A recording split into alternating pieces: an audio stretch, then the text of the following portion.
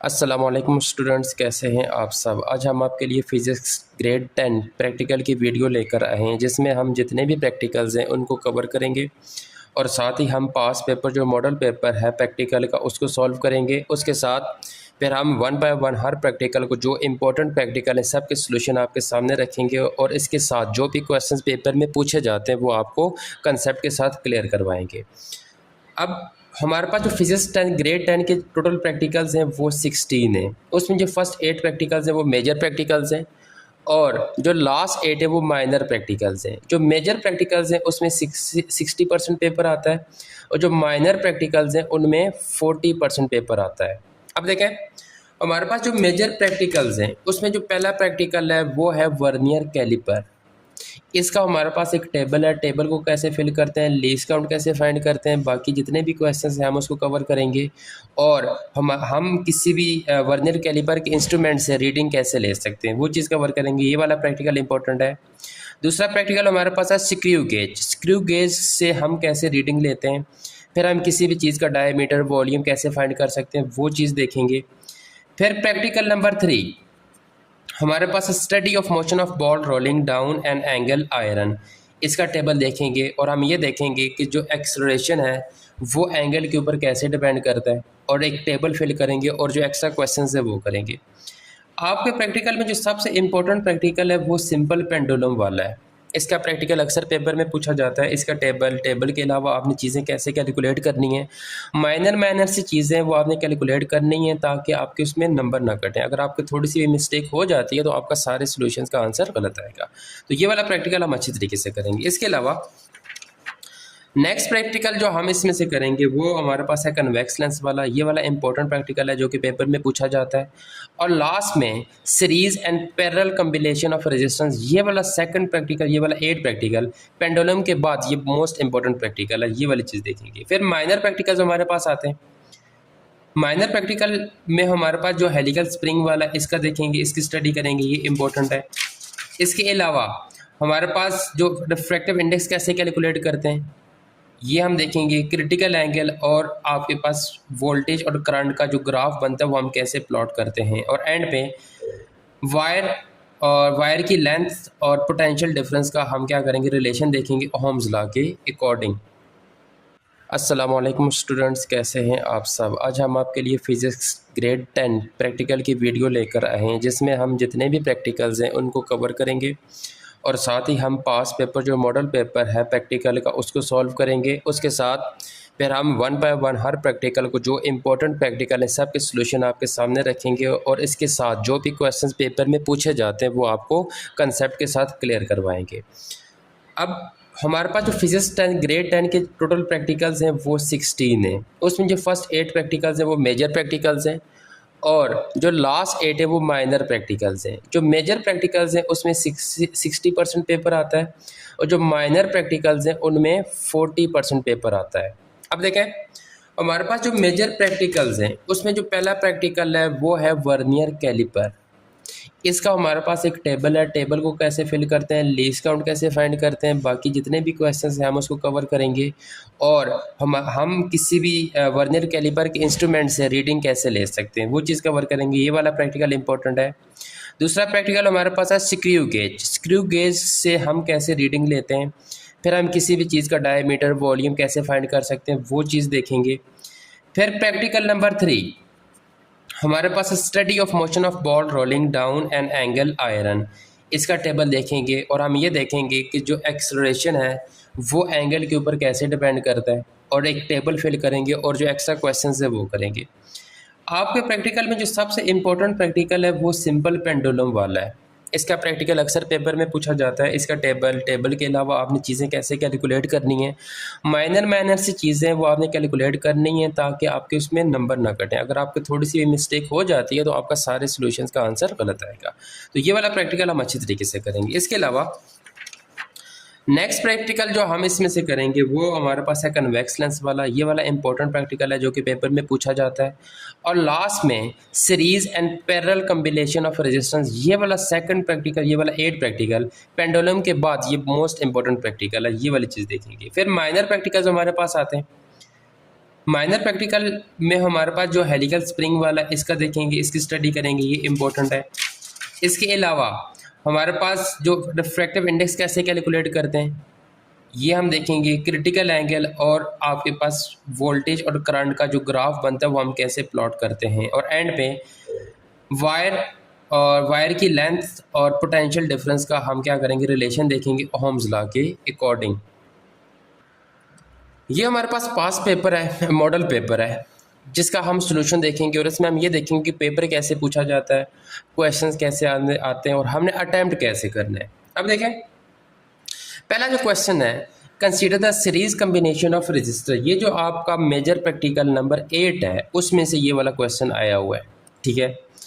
अब इसमें सबसे पहली चीज़, draw the labelled circuit diagram for 2 resistor in series. आपने 2 रजिस्टर लेने जो कैसे होने चाहिए, सीरीज में होने चाहिए। आपने उसकी सर्किट डायग्राम बनानी है विद ऑल सर्किट कंपोनेंट, साथ आपने कंपोनेंट भी लगाने। वो कंपोनेंट क्या होता है वो आपको मैं बताता हूँ। हमने करना क्या है कि 2 रजिस्टर लेने, एक आपके पास ये वाला रजिस्टर हो जाएगा जिसको हम नाम देते हैं R1 का। इसी के साथ हमने क्या करना है, दूसरा रजिस्टर सीरीज में क्या करना है, इसके साथ कंबाइन करना है जिसका हम नाम देते हैं R2।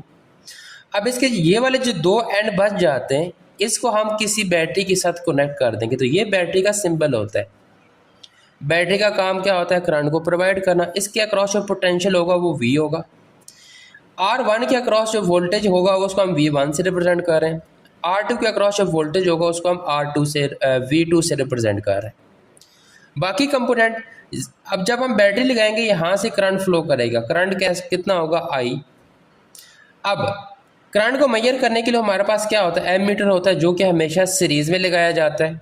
और इस वोल्टेज को मेजर करने के लिए हमारे पास क्या होता है, वोल्ट मीटर होता है जो कि हमेशा कंपोनेंट के पैरेलल में लगाया जाता है। तो ये आपकी डायग्राम, सर्किट डायग्राम कंप्लीट हो गया। पहला ये वाला पार्ट आप डायग्राम बनाएंगे तो आपको फुल नंबर मिल जाएंगे, ठीक है। अब सेकंड चीज़, copy and complete the following table, all the measurements are taken in SI unit. आपको ये चीज़ें गिवन होंगी, कुछ चीज़ें गिवन होंगी, कुछ आपने यहाँ पे लिखनी है, लेकिन आपको कंसेप्ट क्लियर होना चाहिए। अब कंसेप्ट कैसे क्लियर, ये सीरीज सर्किट है। सीरीज सर्किट में जो रेजिस्टर्स होते हैं, अगर आपने total resistance, equivalent resistance find करना है तो आपने क्या करना होगा कि आप इन दोनों रेजिस्टर्स को सिंपल ऐड कर दें तो हमारे पास टोटल रेजिस्टेंस आ जाएगी। अगर आपने टोटल वोल्टेज फाइंड करनी है तो टोटल वोल्टेज के लिए जितने भी यहाँ पे वोल्टेज है V1 और V2 दोनों को आपने क्या कर देना है, ऐड कर देना है। तीसरी चीज़, इसके अलावा हमारे पास जो करंट होता है, करंट सेम होता है तो हर रजिस्टर के अक्रॉस जो करंट होगा वो क्या होगा, I होगा। ये बातें यहाँ तक आपने याद रखनी है। फिर आपने अगर करंट फाइंड करना है ओहम्स लॉ से तो हमारे पास I इज इक्वल टू क्या होता है, V डिवाइडेड बाई R। ये हमारे पास क्या, ओहम्स लॉ का फार्मूला क्या होता है, V is equal to I R होता है। वहाँ से I की वैल्यू फाइंड कर लेंगे। अब आपने यहाँ पे जो V की वैल्यू फाइंड की वो यहाँ पे पुट करनी है, R इक्विवेलेंट ये है, इनको ऐड करना यहाँ पे पुट करना है तो आपके पास करंट आ जाएगा। ठीक हो गया। अब ये चीज़ें आपने याद रखनी है। अब हम टेबल को फिल करते हैं। सबसे पहली चीज़ यहाँ पे क्या लिखे, इक्विवेलेंट रेजिस्टेंस RE मतलब टोटल रेजिस्टेंस, दोनों को ऐड कर देना है। ये R1 है, ये R2 है, दोनों को ऐड कर देना है 10 और 50, तो आंसर कितना आएगा 60। अब यहाँ पे आपने यूनिट लिखना है। रेजिस्टेंस का यूनिट ओहम होता है जो इस सिंबल से रिप्रेजेंट किया जाता है, वो आपने लिखना है, इसके नंबर्स हैं। फिर 60 100 ऐड करेंगे तो 160 आ जाएगा, फिर इन दोनों को ऐड करेंगे तो 280 आ जाएगा। ठीक हो गया। अब टोटल वोल्टेज कैसे मैंने बताया था, दोनों को ऐड कर देना है। V12 है, V2 कितना 10 है, दोनों को ऐड करेंगे तो 12 आ जाएगा। 10 और 6 को ऐड करेंगे तो 16 आ जाएगा। इन दोनों को ऐड करेंगे तो ये आ जाएगा। यहाँ तक टेबल फिल हो जाएगा। वोल्टेज का यूनिट वोल्ट होता है जो कि आपने यहाँ पे लिखना है। फिर आपने नेट करंट फाइंड करना है। करंट के लिए आपने करना क्या है कि आपने ओहम्स लॉ लगाना है, I is equal to V divided by R। V की वैल्यू यहाँ पे कितनी है, 16 है, और इसके अलावा R की वैल्यू कितनी है, 60 है। दोनों को डिवाइड कर देना है, 12 डिवाइडेड बाई 60, तो आंसर कितना आता है 0.2, जो कि आपने यहाँ पे लिखना है। करंट का यूनिट एम्पेयर होता है जो आपने यहाँ पे फिल करना है। फिर इन दोनों को डिवाइड करके ये आंसर आ जाएगा, इन दोनों को डिवाइड करके आंसर ये वाला आ जाएगा। फिर resistance by Ohm's law. Ohm's law का हमारे पास फार्मूला क्या होता है, बेसिक फार्मूला हमारे पास होता है V is equal to I into R। ये ओहम्स लॉ का फार्मूला होता है।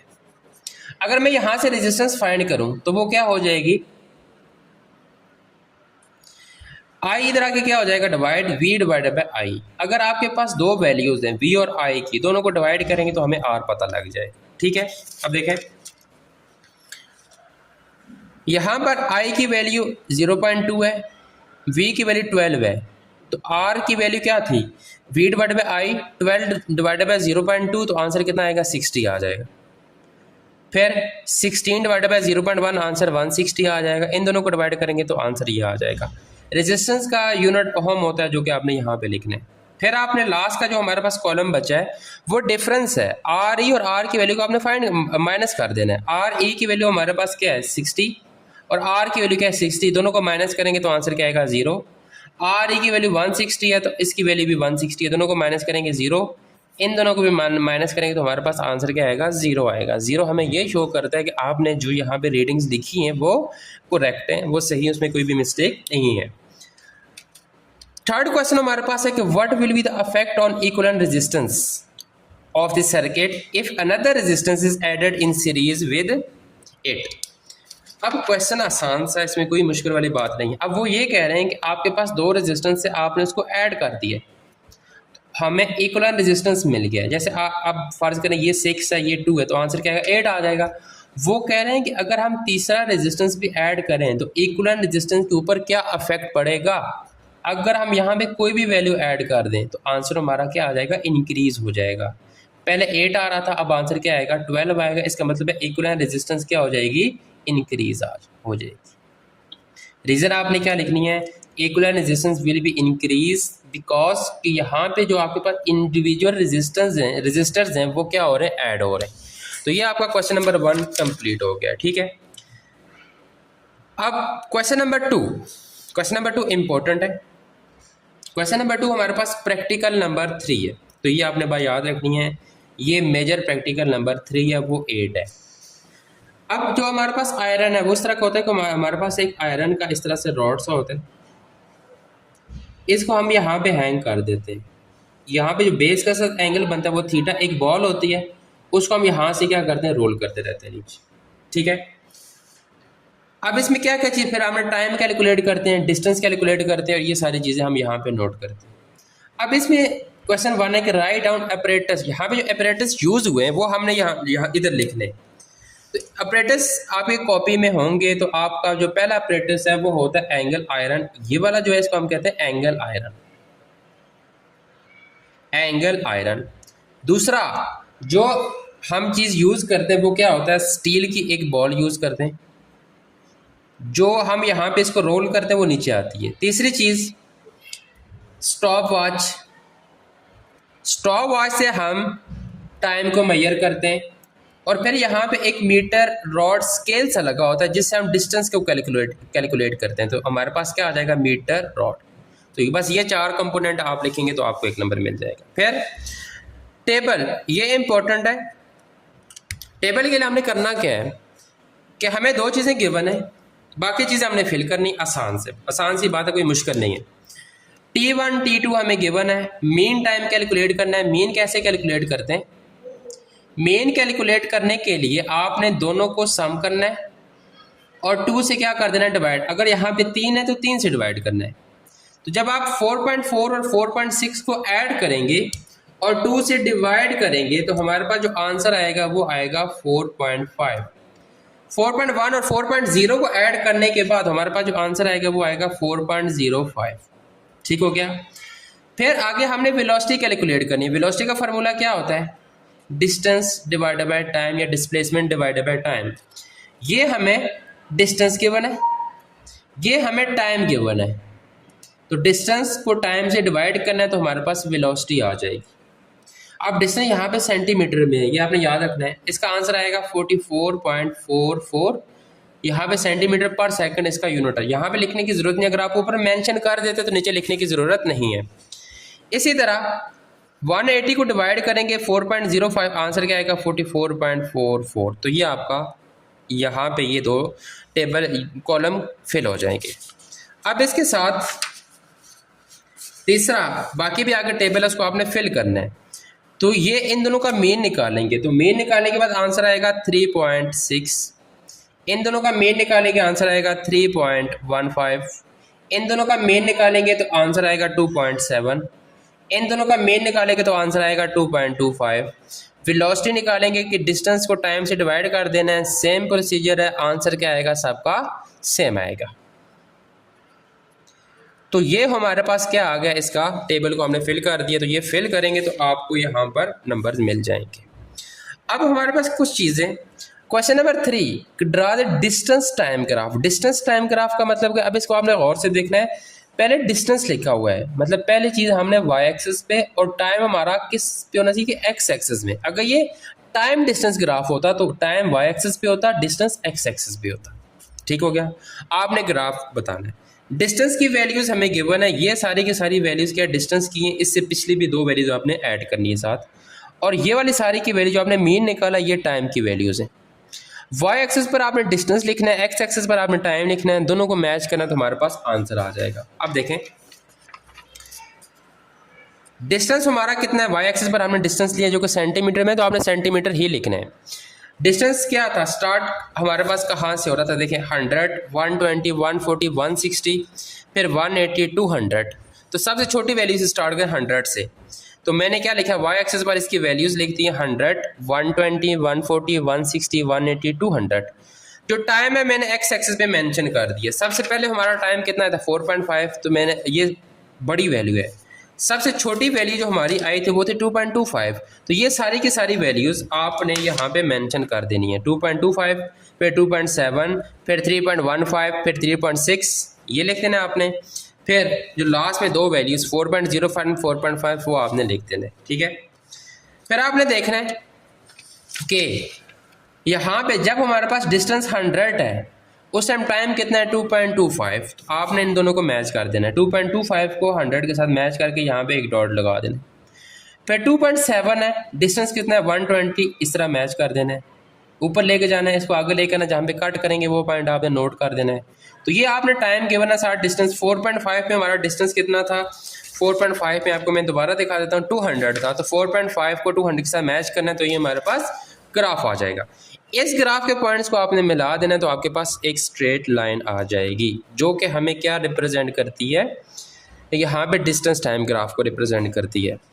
अब हम क्या कर सकते हैं कि इस डिस्टेंस टाइम ग्राफ से हम स्पीड को कैलकुलेट, डिस्टेंस को कैलकुलेट कर सकते हैं या वेलोसिटी को कैलकुलेट कर सकते हैं। सॉरी, वेलोसिटी को कैसे कैलकुलेट कर सकते हैं, एक तो हमने बाय फार्मूला कैलकुलेट किया। एक, जब भी आपके पास ग्राफ आता है, ग्राफ किसका है, एक्स एक्सिस पर हमारे पास टाइम है, वाई एक्सिस पर डिस्टेंस है। डिस्टेंस टाइम ग्राफ, डिस्टेंस और टाइम हमें क्या चीज़ देती हैं, वेलोसिटी या स्पीड को बताती हैं। आपने डिस्टेंस और टाइम का क्या करना है, स्लोप को फाइंड करना है। जो इनकी स्लोप का आंसर आएगा वही हमारे पास क्या होगी, वेलोसिटी होगी। स्लोप फाइंड करने के लिए आपने कोई सी 2 पॉइंट को सिलेक्ट कर लेना है। मैं पहले 2 पॉइंट सिलेक्ट करता हूँ, ये वाले। इसकी जो सामने वाली वैल्यू होगी ये वाली वैल्यू क्या होगी, y1। इसके ऊपर वाली जो वैल्यू होगी वो क्या होगी, y2। मतलब छोटी वैल्यू y1, बड़ी वैल्यू y2। इसमें ये वाली वैल्यू क्या होगी, x एक्सिस पर है तो x1, ये वाली होगी x2। स्लोप का फार्मूला क्या होता है, y2 minus y1 divided by x2 minus x1। Values put करेंगे, y2 कितना है 120 माइनस 100, 2.27 माइनस 2.25, आंसर आएगा 44.44। ये स्लोप यहाँ पे आप क्या लिख सकते हैं, वेलोसिटी। तो आप स्लोप से वेलोसिटी को कैलकुलेट कर सकते हैं, ये कभी कभी पूछा जाता है। तो आपका जो यहाँ पे आंसर आया था 44.44 वो यहाँ पे आना चाहिए। तो ये आपका सेकंड क्वेश्चन भी कंप्लीट हो जाता है। ठीक है। अब इसमें इसका लास्ट क्वेश्चन है कि what will be effect on the speed of rolling ball if the angle of inclination is reduced. अगर हम एंगल को रिड्यूस करें, पहले वो यहाँ पे ऐसे था तो बॉल यहाँ से सीधी हाई स्पीड से आती थी, स्पीड उसके साथ साथ इंक्रीज होती थी। स्पीड के इंक्रीज होने से क्या होता है, एक्सेलरेशन इंक्रीज होता है। अगर हमें एंगल को कम कर दूं, मैं इसको बिल्कुल इस तरह से कम करके स्ट्रेट कर दूं, बॉल आहिस्ता से आएगी, यहाँ पे रुक जाएगी, उसकी स्पीड भी क्या हो जाएगी, कम हो जाएगी। तो अब आपने इसमें ट्रिक क्या याद रखनी है कि जो एक्सेलरेशन होता है वो डायरेक्टली प्रोपोर्शनल टू एंगल होता है। जितना एंगल आप बढ़ाते जाएंगे स्पीड ज़्यादा होती जाएगी और एक्सेलरेशन भी ज़्यादा होता जाएगा। अब देखें यहाँ पे हमने एंगल को क्या किया, कम किया। एंगल को कम करने से एक्सेलरेशन भी क्या हो जाएगा, कम हो जाएगा। एक्सेलरेशन कब कम होता है, जब हमारे पास वेलोसिटी कम हो जाएगी। तो आपने यहाँ पे लिखना है तो हमारे पास जो स्पीड है वो क्या हो जाएगी, रिड्यूस हो जाएगी। तो ये क्वेश्चन नंबर 3 आ जाएगा। अब जो question number 2 sorry question number 3, अब सेक्शन बी है, ये हमारे पास है माइनर प्रैक्टिकल्स, ठीक है, आसान से प्रैक्टिकल्स हैं, कोई भी मुश्किल वाली बात नहीं है, ठीक है। इस प्रैक्टिकल को गौर से समझना है, ये इंपॉर्टेंट है और यहाँ पे बच्चे मिस्टेक करते हैं। मैं आपको डायरेक्ट ट्रिक बताऊंगा, वहाँ से आप डायरेक्ट वैल्यूज़ निकाल सकते हैं। इसके लिए आपने जो चीज़ें याद रखनी है वो आपको मैं यहाँ पे मेंशन कर देता हूँ पहले से। रिफ्रैक्टिव इंडेक्स का क्या फार्मूला होता है? रिफ्रैक्टिव इंडेक्स को हम रिप्रेजेंट करते हैं एन से, जो होता है sine i divided by sine are.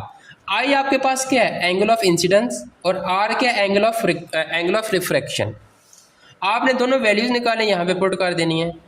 अब यहाँ पे हमारे पास एक सरफेस होगा, ये हमारे पास रे आती है, रे क्या करती है? यहाँ पे सरफेस को हिट करती है। जहाँ पे हिट करेगी आपने यहाँ पे परपेंडिकुलर लाइन बनानी है, ऐसे जैसे ये सरफेस है, इसके साथ बिल्कुल इस तरह से परपेंडिकुलर लाइन बनानी है, नॉर्मल बनाना है, इसको हम एन से रिप्रेजेंट करते हैं। इस नॉर्मल के साथ जो एंगल होगा उस एंगल को कहते हैं एंगल ऑफ इंसिडेंट, जिसको हम आई से रिप्रेजेंट करते हैं। अब यहाँ पे जैसे ये पास करेगी, यहाँ पे मीडियम चेंज, ये n1 है, यहाँ पे n2 है, तो ये एकदम से बेंड होगी। यहाँ पे जो नॉर्मल है, नॉर्मल के साथ ये जो एंगल बनेंगे इसे हम कहते हैं एंगल ऑफ रिफ्रैक्शन। अगर आपने रिफ्रैक्टिव इंडेक्स कैलकुलेट करना है तो आप ये फार्मूला लगा सकते हैं, ये बात आपने याद रखनी है। हमें यहाँ पे दो वैल्यूज चाहिए, डायग्राम बननी है। आसान सी हम डायग्राम को थोड़ा सा रीअरेंज कर लेते हैं। ये रे आएगा, यहाँ पे हिट इसने किया, यहाँ पर हम क्या बनाते हैं? बिल्कुल एक परपेंडिकुलर लाइन जो किसको रिप्रेजेंट करेगी? नॉर्मल को रिप्रेजेंट करेगी। ऊपर भी बना लेते, बिल्कुल सीधी नीचे भी बना देते हैं, ये एन। अब यहाँ पे ये वाला जो एंगल होगा वो होगा एंगल ऑफ इंसिडेंस, ये वाला जो एंगल होगा ये होगा एंगल ऑफ रिफ्रैक्शन। ये बात आपने याद रखनी है, ठीक है। अब ये वाली चीज़ आपने मेजर कर, एंगल ऑफ इंसिडेंस कैसे मेजर करना है? हमारे पास डी होता है इस टाइप का, हमारे पास इस तरह का डी होता है ऐसे, यहाँ पे वैल्यूज लिखी होती हैं, यहाँ पे 90 होता है, तो इस तरह से आगे ये चलते रहता है। आपने करना क्या है कि ये पहले ऐसे पड़ा हुआ है, आपने इसको रोटेट करके बिल्कुल आपने ये वाली जो लाइन है, ये वाली लाइन, आपने इस लाइन को इस नॉर्मल के ऊपर इस तरह से डी को आपने प्लेस कर देना है, ऐसे आपने डी को प्लेस कर देना है। यहाँ पे 0 होगा, यहाँ पे जो भी एंगल यहाँ पे मेंशन होगा इसके साथ, वो एंगल आपने नोट कर लेना। वो एंगल कितना होगा? फॉर एग्जांपल कम ही होगा, 40 से 30 या 20 की रेंज में होगा, ठीक है। ये एंगल यहाँ पे रीडिंग लिखी होंगी वो आपने बता देनी है, ठीक है। फिर आपने क्या करना है? इसको उठाना है, इसको बिल्कुल ऐसे है ना, उठा के यहाँ पे प्लेस कर देना है नीचे वाले नॉर्मल के ऊपर ऐसे, तो वो कुछ इस तरह से बनेगा। यहाँ से यहाँ तक ये जो एंगल है आपने देखना है, डी के ऊपर जो भी एंगल यहाँ पे मेंशन होगा वो एंगल आपने लिख देना। वो एंगल किसका होगा? आर का। फॉर एग्जांपल 23 में अंदाजे से लिख देते, ठीक है। Find the angle of incidence and angle of reflection from figure, तो आपने कैलकुलेट करके आई की वैल्यू और आर की वैल्यू लिख देनी। Calculate the refractive index of glass, उसके लिए हम फार्मूला लगाएंगे। फार्मूला क्या है हमारे पास? n is equal to sine i divided by sine r. n is equal to i की वैल्यू कितनी है? 35, और r की वैल्यू कितनी है? 23। डिवाइड करेंगे तो हमारे पास आंसर जो इसका आएगा वो तकरीबन आएगा 1.52, और n का कोई भी यूनिट नहीं होता, ठीक है। रिफ्रैक्टिव इंडेक्स का कोई भी यूनिट नहीं होता, तो ये इसका आंसर आ गया। तो इस तरह से आप ये भी करेंगे तो आपको 4 नंबर मिल जाएंगे आसान से। अब जो क्वेश्चन नंबर 4 है उसमें देखें, the given graph shows the extension in the helical spring by increasing load, ठीक है। यहाँ पे हुक्स लॉ लगता है। हुक्स लॉ हमारे पास क्या होता है? F इज इक्वल टू के इंटू एक्स। के इसमें स्प्रिंग कांस्टेंट होता है, तो के की वैल्यू निकालेंगे वो आएगा F डिवाइडेड बाय एक्स, तो ये आपके पास स्प्रिंग कांस्टेंट आ जाता है। हम फोर्स और एक्सटेंशन के बीच में ग्राफ भी बना सकते हैं कि जितनी ज़्यादा फोर्स लगाएंगे उतनी ही ज़्यादा एक्सटेंशन होगी। अब यहाँ पे जो ग्राफ बनता है, ऊपर वाली जो चीज़ होती है वो रिप्रेजेंट करती है वाई एक्सिस को, नीचे वाली जो चीज़ होती है वो रिप्रेजेंट करती है एक्स एक्सिस को। अब वाई एक्सिस पर फोर्स होनी चाहिए, एक्स एक्सिस पर आपके पास एक्सटेंशन होनी चाहिए, लेकिन पेपर में ये आप चेंज करके भी दे सकते हैं कि एक्स एक्सटेंशन वाई एक्सिस पे कर दें और जो फोर्स है वो एक्स एक्सिस पे कर दें। तो फिर आप वहाँ पे जो स्लोप निकालेंगे वो डायरेक्ट स्लोप आपको के की वैल्यू नहीं देगी।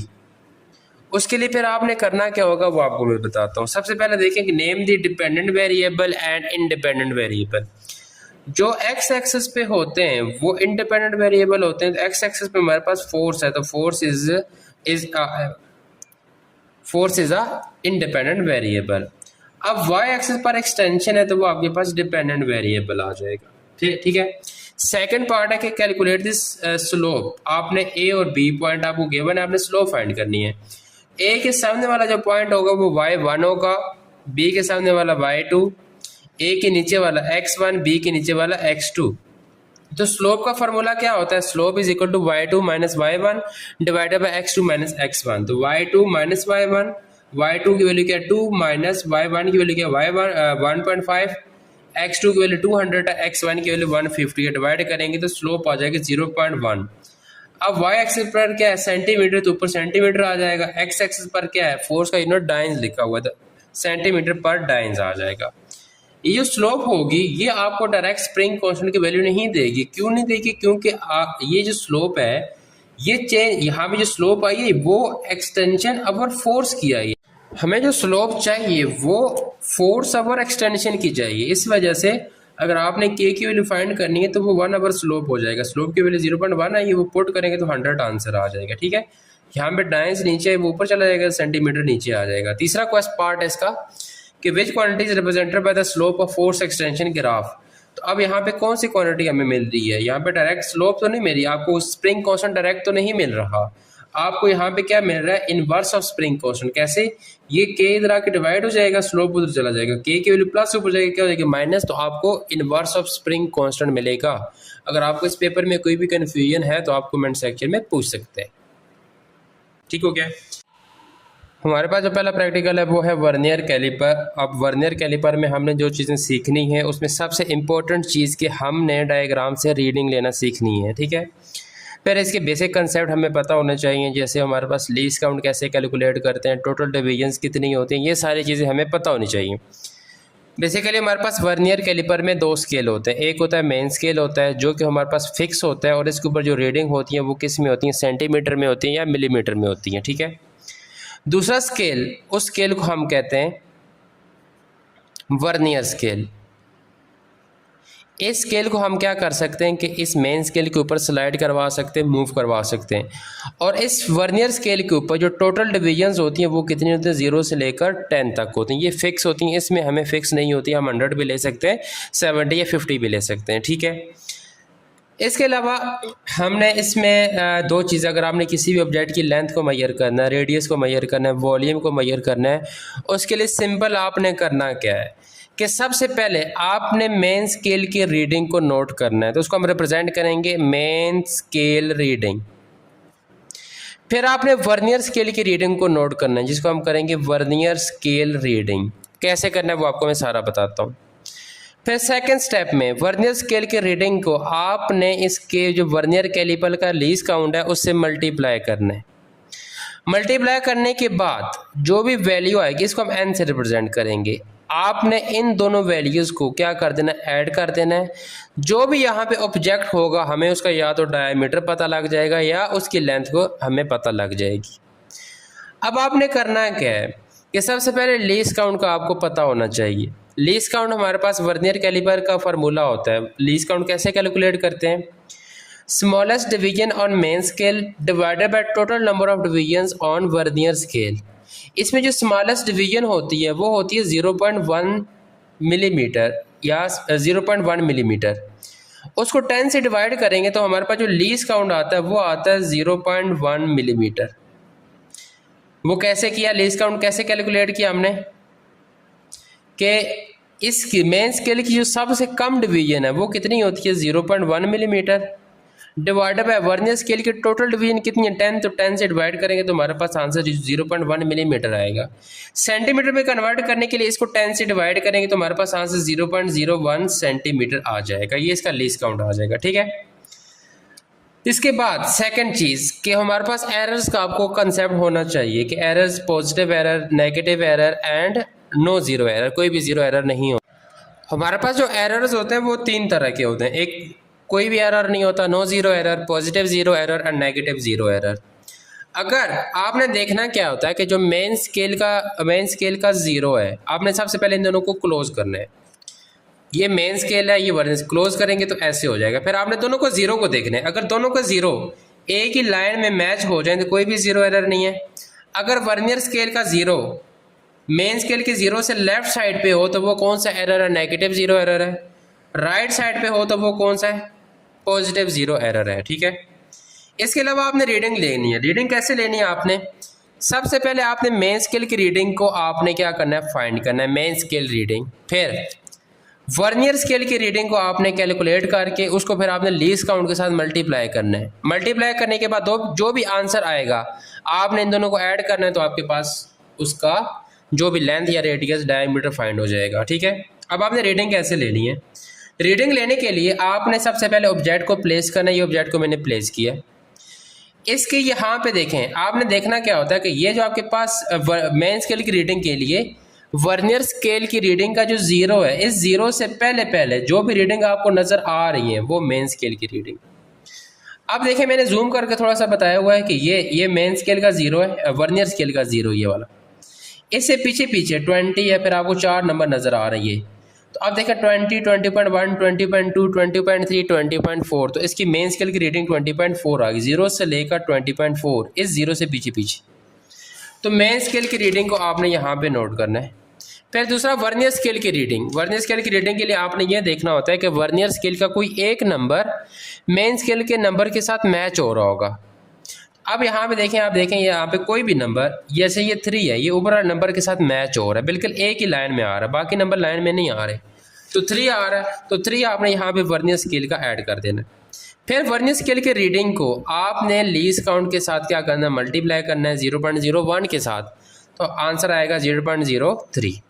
फिर जो आपके पास ये मल्टीप्लाई करने के बाद ये वाला जो आंसर आया है, ये वाला आंसर, इस आंसर को आपने मेन स्केल की रीडिंग के साथ क्या कर देना? ऐड कर देना, तो आपके पास टोटल रीडिंग आ जाएगी। वही इसका क्या होगा? डायमीटर होगा। आपने ये रीडिंग 3 दफ़ा लेनी है। मैंने तो डिफरेंट ली हुई है, मैंने 3 डायग्राम अलग अलग से ली है, लेकिन पेपर में एक ही चीज़ होगी आपको। तो आपका ये जो आंसर तीनों का क्या आएगा? अगर 20.4 है तो सब में 20.4, 3 है तो सब में 3 आएगा। आपका डायमीटर का आंसर सबका क्या आएगा? सेम है, क्योंकि आप तो बार बार इसको उतार के लगा तो नहीं सकते। फिर हमारे पास 3 डायमीटर आ रहे हैं, तो आपने तो एक ही डायमीटर फाइंड करना है। उसके लिए आपने इन सब को ऐड करना और 3 से क्या कर देना है? डिवाइड कर देना है। आपको डायमीटर पता लग जाएगा। डायमीटर का रेडियस क्या होगा? हाफ होता है। 14 का क्या हो जाएगा? 7। अगर 20 का तो 10 हो जाएगा। तो ये रेडियस आ जाएगा। रेडियस से आप इसका वॉल्यूम भी कैलकुलेट कर सकते हैं। फिर आपको फार्मूले यूज़ करने पड़ेंगे। वॉल्यूम क्या होता है? Volume of sphere is equal to 4/3 pi r3। r की वैल्यू 7 है, यहाँ पे 7 लिखें, पाई की वैल्यू पुट करें, जो भी आंसर आएगा तो आपने यहाँ पे लिखना है, तो इसका क्या आ जाएगा? वॉल्यूम आ जाएगा। इस तरह से आपने करना है। अब यहाँ पे देखें इसकी रीडिंग कैसे लेनी है कि ये आपको 0 है, ये वाला 0, इससे पीछे जो भी रीडिंग आपको कितनी नज़र आ रही है? 20.4। 20 के बाद 4 लाइन 20.4, तो मेन स्केल की रीडिंग 20.4 आ गई है। और यहाँ पे एक नंबर देखना जो मैच हो रहा है वो 4 है, तो आप देखें यहाँ पे ये 4 आ रहा है।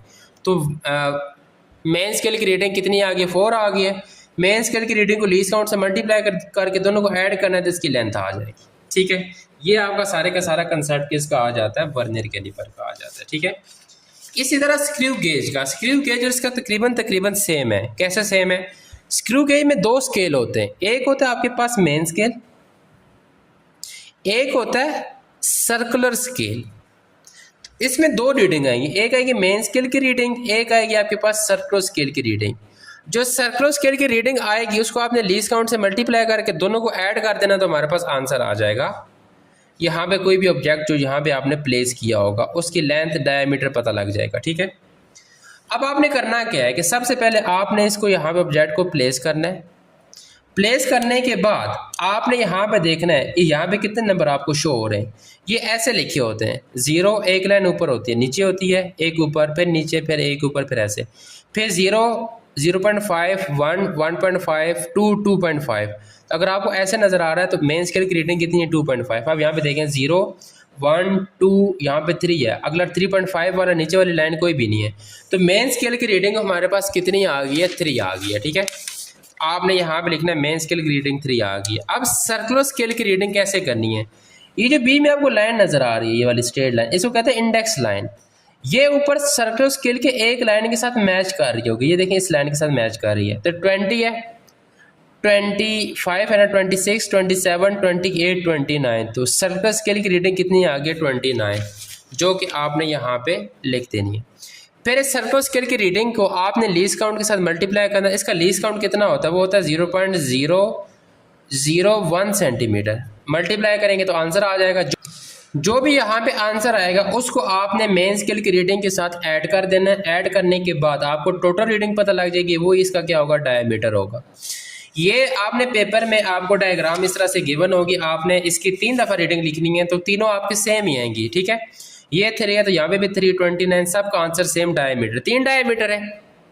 उनका आपने क्या करना है? एवरेज लेना है, तीनों को सम करके 3 से डिवाइड कर देना है।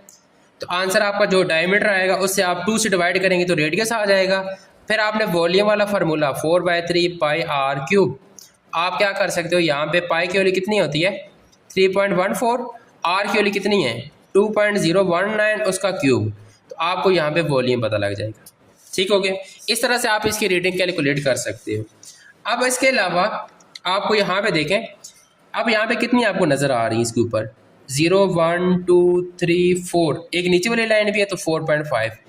तो ये आपके पास मेन स्केल की रीडिंग 4.5। सर्कुलर स्केल की रीडिंग, ये इंडेक्स लाइन बिल्कुल एक लाइन को कट कर रही होगी। 35 है, 36, 37, 38, तो ये आ जाएगी 38।